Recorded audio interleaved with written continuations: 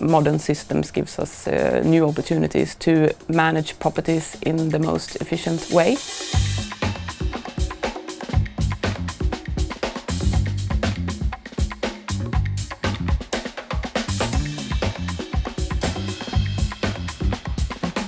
In the field of property services, we see three main trends right now. One is working with data-driven maintenance, using more sensors and more modern systems to be able to work more predictively, proactively, and also connecting data on an asset level to be more spot on. Another trend we see is, of course, sustainability. Energy savings, very high demand for projects and optimization within that area. But we also see an increased interest for sustainable property services, working with circularity, for example, reusing, repairing instead of replacing. And then we also, of course, have the well-being of the people in the properties, working with ventilation, heating, lighting. Modern systems gives us new opportunities to optimize. Last but not least, we have battle for competence. Maybe not a new trend, but still very relevant. We need to have the best people being in top of new technologies to be able to manage properties in the most efficient way. So that's still an important trend.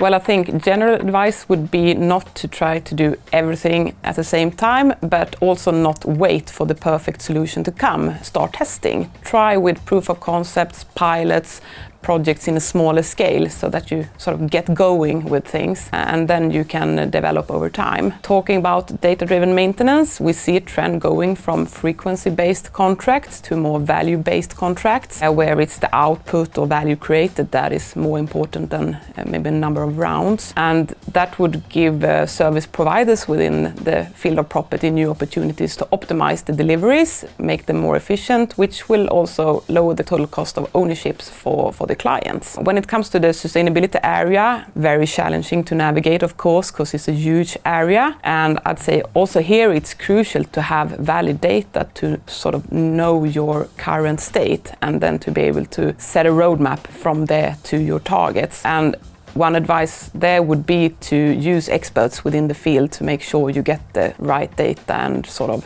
prioritize the right areas. And last one, which is the battle for competence. I think we all need to engage to make sure we get the right competence into the market and develop the competence while in the market. So we can partner up with schools, for example, supporting schools, make sure the education consists of the right sort of courses, support trainees who wants to come out and sort of try working, and also, of course, develop employees to make sure they stay on top of new technologies.